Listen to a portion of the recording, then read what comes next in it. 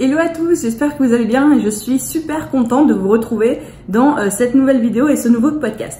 Alors, petit changement que je vous explique le concept. Je me suis rendu compte qu'en ce moment j'ai tellement de choses à faire que je n'ai plus le temps à la fois d'enregistrer des vidéos pour YouTube, d'enregistrer des podcasts, d'écrire des articles de blog, d'animer mon challenge, bref, j'ai trop de choses à faire et c'est pas possible, je ne faisais aucune chose à fond et je me disais que c'était bien dommage.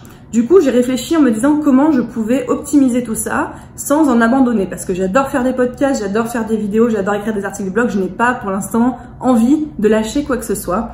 Si je devais lâcher, ce serait les podcasts, mais ce serait vraiment trop dommage. Du coup, j'ai eu cette idée de me dire que je vais tourner une vidéo et enregistrer le podcast correspondant en même temps. C'est-à-dire que là, j'ai mon micro sur moi, vous le voyez ici pour ceux qui ont la vidéo, qui va devenir ensuite un podcast. Et pour ceux qui n'aiment pas le format podcast ou qui préfèrent voir quelqu'un qui leur parle en même temps, qui préfèrent voir ma tête, vous avez la vidéo correspondante sur YouTube.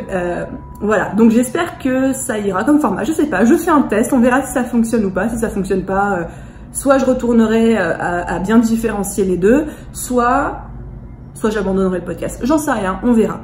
La seule conséquence que ça va avoir, c'est que d'un côté, ça vous fait des vidéos peut-être un tout petit peu plus longues que la moyenne où on se contente de me voir parler. Et de l'autre côté, pour vous qui écoutez le podcast, ça fait des podcasts un petit peu plus courts parce que évidemment, je ne vais pas faire des vidéos de 40 minutes sur un seul sujet, mais je me dis que c'est pas plus mal. Je préfère vous faire passer des petits bouts d'idées, des petits bouts de concepts et des petites astuces à la fois, plutôt qu'un énorme truc indigeste dont vous allez oublier la moitié en éteignant, en appuyant sur stop et en éteignant votre ordinateur ou votre téléphone si vous écoutez un podcast.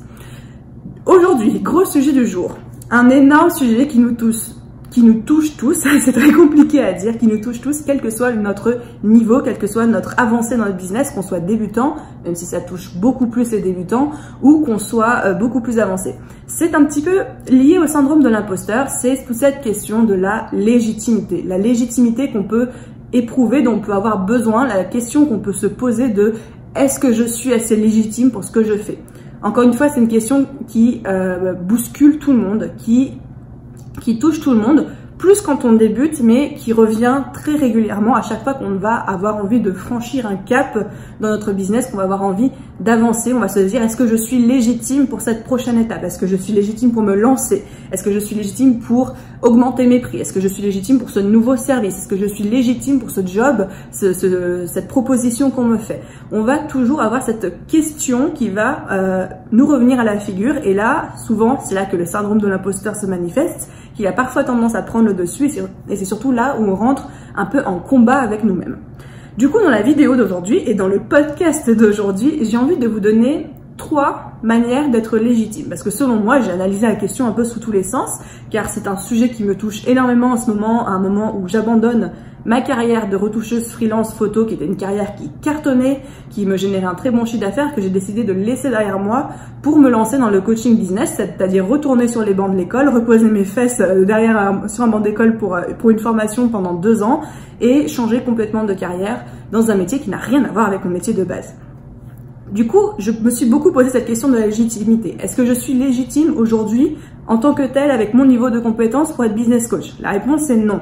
Et du coup, je me suis dit quelles sont les 3 manières quelles sont les manières d'être légitime à ce qu'on fait? Comment moi je juge la légitimité de quelqu'un dont je vais acheter les produits ou dont je vais acheter les services? Et comment ces personnes vont juger ma légitimité avant de me booker une session de business coaching ou d'acheter une de mes formations? Et du coup, en réfléchissant à ça, j'ai 3 points qui me sont venus en tête, 3 manières pour vous de justifier votre légitimité. Vous n'êtes pas obligé de faire les 3.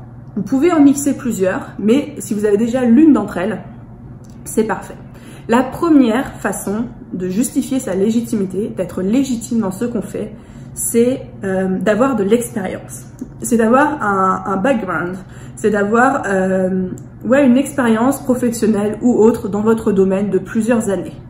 Si vous allez voir un business coach, je reste sur cet exemple parce que c'est ce qui me parle en ce moment, si vous allez voir un business coach qui n'est pas formé, un business coach dont personne ne parle vraiment ou qui n'est pas hyper connu, mais que vous voyez qu'il a genre 20 ans d'expérience dans son domaine, il va vous inspirer plus confiance que quelqu'un qui débute tout juste.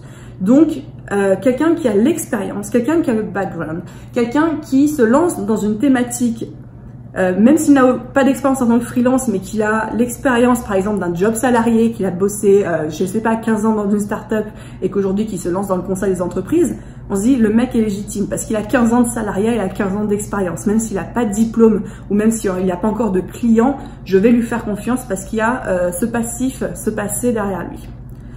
La deuxième manière de justifier sa légitimité, d'être légitime dans ce qu'on fait, c'est d'avoir beaucoup de retours clients, c'est d'avoir un portfolio si vous êtes plutôt dans les domaines créatifs, etc. ou des témoignages clients, un livre d'or, blablabla. C'est ce qu'on appelle la preuve sociale.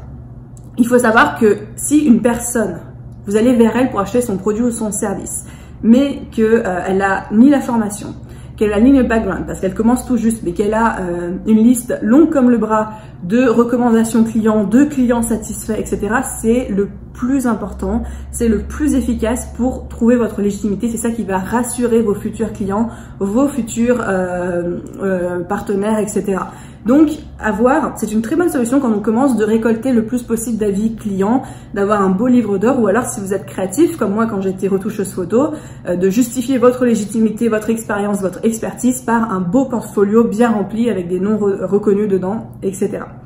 Moi j'avais misé sur cette technique-là quand j'ai débuté en retouche photo car je n'avais ni la formation ni l'expérience du passé, j'étais autodidacte, je débutais tout juste, mais je me suis construit un portfolio avec des images, avec des grands noms dessus, etc. C'est ça qui m'a vraiment permis de démarrer.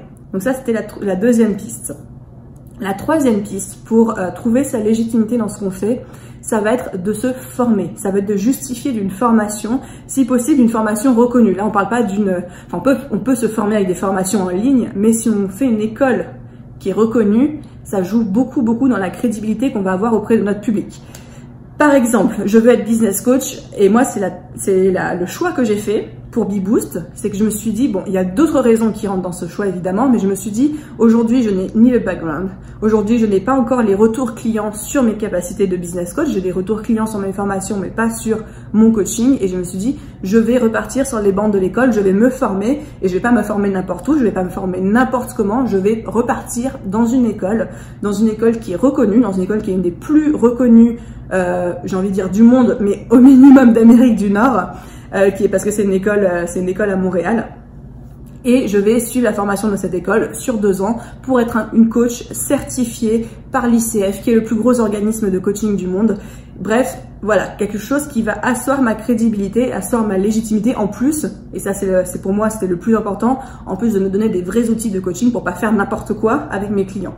Donc ça c'était la troisième piste. Évidemment on peut les combiner. Donc je récapitule. La première piste, la première façon d'asseoir sa légitimité, c'est d'avoir, comment je disais, c'est d'avoir une expérience dans son domaine. C'est de pouvoir, comment dire, c'est de pouvoir justifier des années d'expérience qu'on a passées, c'est pouvoir justifier d'avoir une expertise, même si on n'a pas de diplôme, ni encore de retour client, mais de pouvoir dire, ok, je n'ai pas inventé, je ne débarque pas de nulle part comme ça, j'ai un passif derrière moi qui m'a appris à faire ce que je fais et à le faire bien. La deuxième chose, c'est d'avoir des retours clients, c'est d'avoir un livre d'or, c'est d'avoir un portfolio, d'avoir quelque chose qui prouve que vous faites du bon travail parce que vos clients précédents le disent haut et fort et disent, ok, il y a du bon boulot, vous pouvez y aller les yeux fermés, quel que soit le passif, quelle que soit l'expérience, quel que soit le diplôme, cette personne a fait du bon travail. Ça, c'est le plus efficace, la preuve sociale.